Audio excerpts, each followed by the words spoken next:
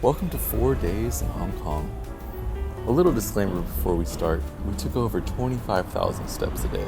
So if you plan on hitting every spot we did, be sure to bring your comfiest shoes. Now let's get into it. After our 17-hour flight, we bought a one-way ticket on the tram to Hong Kong Station. A one-way ticket isn't necessary and a little waste of money in my opinion. Just download the Octopus app on your phone and you'll be able to tap out of the station when you get to your destination. The monster building was a sight to see, but if you're expecting a color overload, you've been teased by Instagram filters. They even prefer you don't take pictures because it's a little bit of an invasion of privacy for residents. After that, we were hungry, and luckily in Hong Kong, there's a bakery at every corner. And of course, we got an egg tart every time.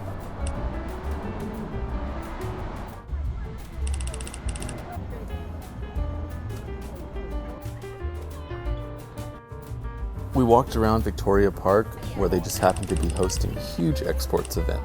We were even able to get free admission for being tourists. Another reason to bring your passport everywhere if you don't already.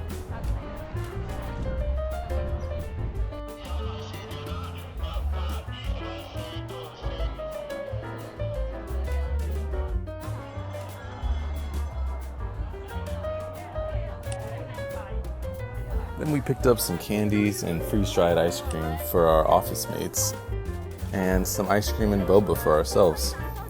And everywhere in this whole city seemingly accepts Octopus card, so don't worry about having too much cash on you.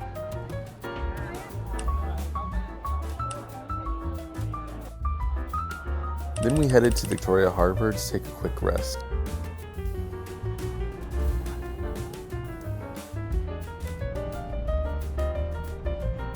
It was my birthday, so of course I wanted to go to the #1 bar in the world. We were a tad late and missed the 5 o'clock opening, then us waiting in a WhatsApp queue for over 5 hours. We got some time to check out the longest outdoor escalator in the world and a Michelin star restaurant close by.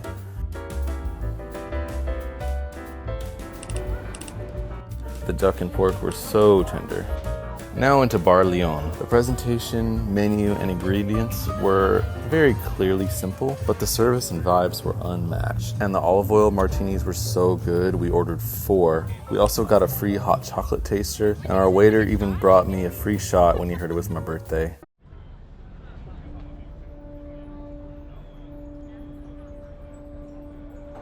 Day 2 was very gardens and temples, starting with this colorful Taoist Temple. Every inch of it was covered in, I don't want to say decorations because they may have religious significance, but it was incredibly intricate.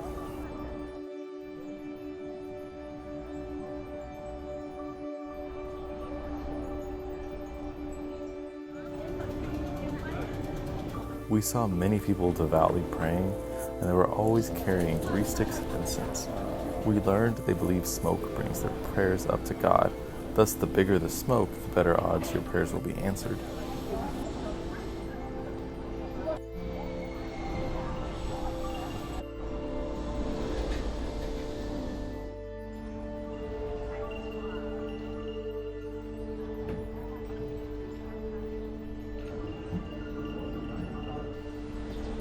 The Good Wish Garden was just behind the temple, and it's so colorful and kept up. Just look at these views.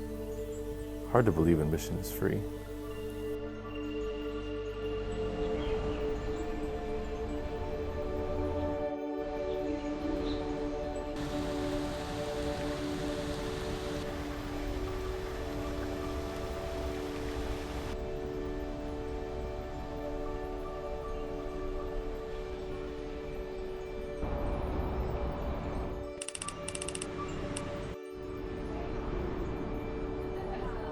Next, the Nan Lian Gardens were just as great.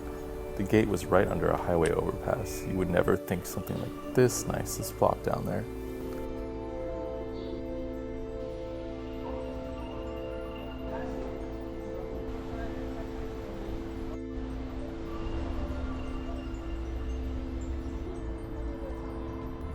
We just kept wandering around and walked into this Buddhist Nunnery. It was much more simplistic as far as color and decorations than the Taoist Temple, but still so aesthetic. They were about to host a prayer session with the nuns, so we had to leave a little quick, but we went to the gift shop and found some super cool gifts that are made by the nuns and support the nunnery, so definitely check that out.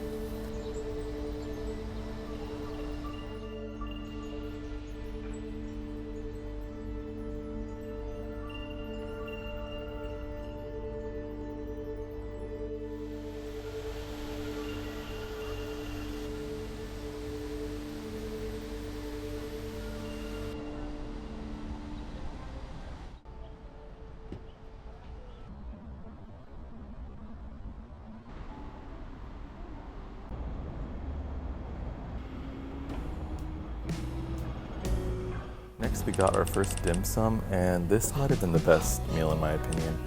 I don't even normally enjoy tofu, but those panda dumplings had tofu filling that was so savory. Me and my sister had issues trying to split up the food. Next we hit some markets, starting with Ladies Market and ending with Temple Street Night Market, and a little milk cap tea in between. That was easily my favorite tea of the trip. Definitely check out nap tea when you're here. Ladies Market and Temple Market were essentially the same. Temple Market just had a little food booths as well. Overall, there was a few unique stands in the markets, but generally, it's a lot of the same counterfeit goods and cheap souvenirs in almost every booth. Wasn't my favorite. Next, we checked out the Log On store in the mall looking for Twimco clocks. We didn't find any, but this store was honestly so cool. Tons of cool tech items, clothes, figurines, toys, so much more. I found this milk t-shirt and knew I had to snag it.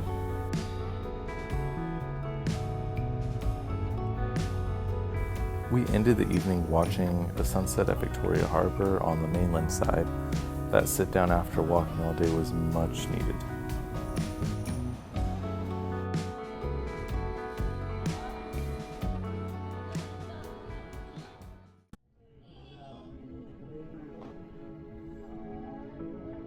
Day 3 was our adventure day, but of course we had to start the day with the coffee, and the famous bakehouse chain in Hong Kong was an incredible move.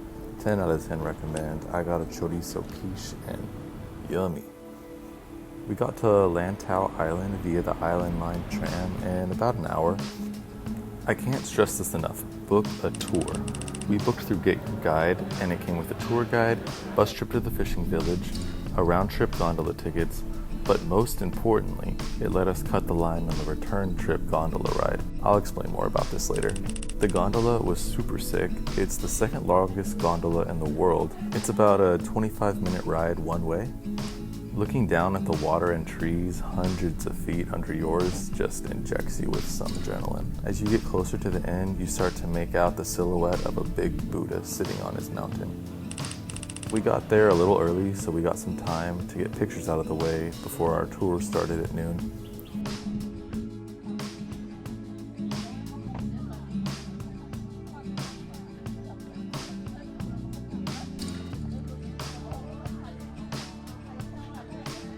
Our tour guide, Ivan, rounded everyone up and we headed to Tai O Fishing Village.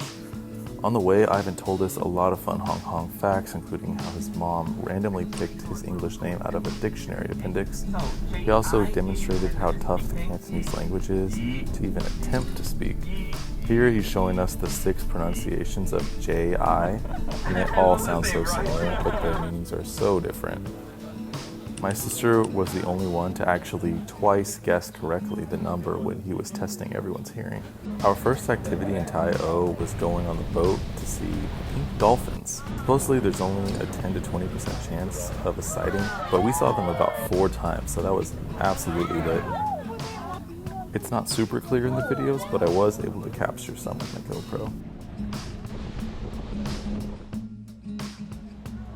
Second, we toured a classical fishing village house.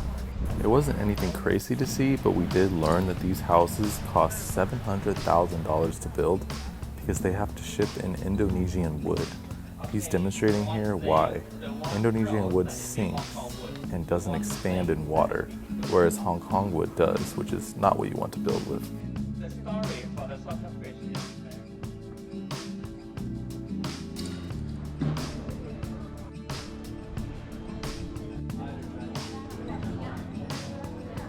Finally, we had free time and a $10 coupon given to us from the tour, so we grabbed fish balls and a husband which was ground pork and a lettuce wrap.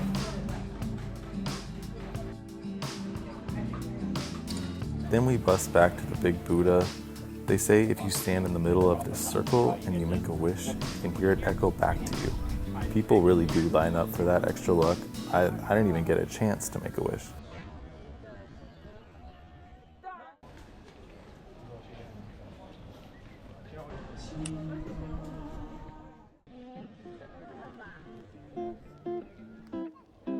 We walked all 268 stairs and then even more inside the Buddha statue.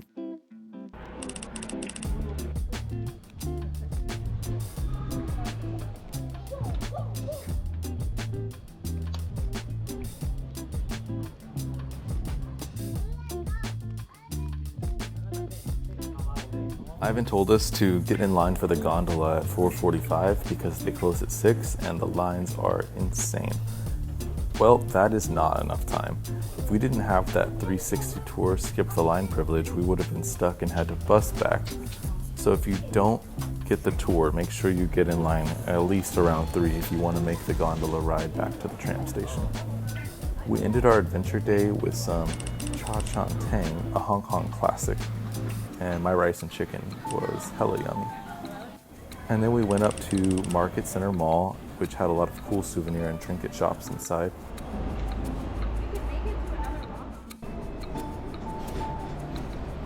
Lastly, we just happened to find a few Twimcos at a little tech shop in the K11 mall.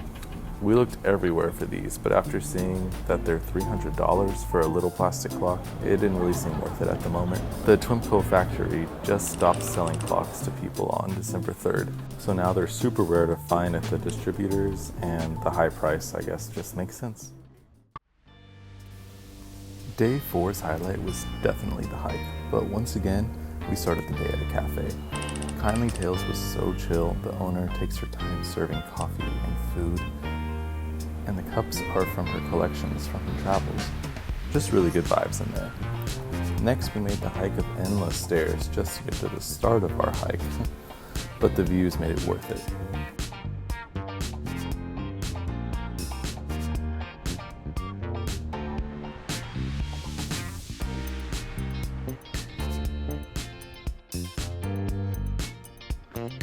The sky cleared up for us and the crowds were nowhere to be found.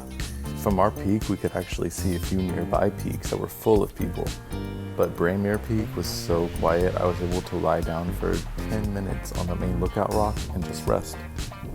It was the perfect hike if you need some space from the people in this super crowded city.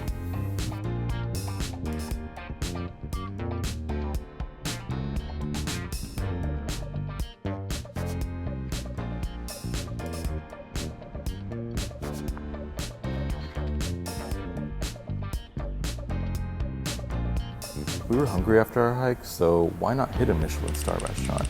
It was about a 20-minute wait, but the egg noodles and brisket soup was so freaking worth it. The night concluded with watching the Symphony of Lights. This 10-minute light show happens at 8 p.m. every night, but honestly it was a little underwhelming. I think they just need to get more buildings involved. We hopped into the famous K11 Musée Mall, and wow, definitely the bougiest mall we went to, not a souvenir stop. Then we headed to the mall attached to the tram station and grabbed some more milk tea. We trammed over to the main New Year's Eve celebration in Central, and just in time because the crowd control was very proactive. They were sectioning people off quick.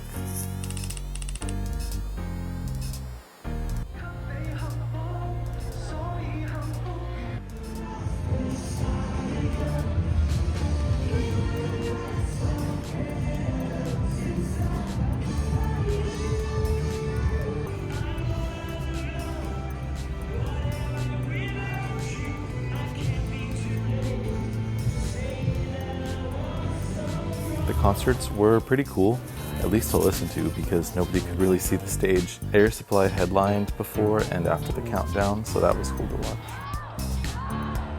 This was the first year that they didn't do a huge fireworks show due to the terrible fires that happened 2 months prior in Tai O Village. A news station actually interviewed us and they were actually trying to bait us into making an insensitive comment about wanting fireworks, but unlucky for them, we're just too informed. Overall, so cool to be in Hong Kong for New Year's. Happy 2026. Day 5 was just the journey home. We definitely got some hearty breakfast, as you can see by my giant fillet of fish, and then we walked around looking for some baijiu before taking the tram back to the airport. After 14 hours, we landed back in Dallas. Hong Kong was so good to us. I'd love to go back one day. I know we barely scratched the surface with 4.5 days. The streets were spotless, the people were nice, the food and drink is some of the best in the world, and it's a melting pot of Asian and European culture. There's so much to experience in Hong Kong. Happy travels, and thanks for watching.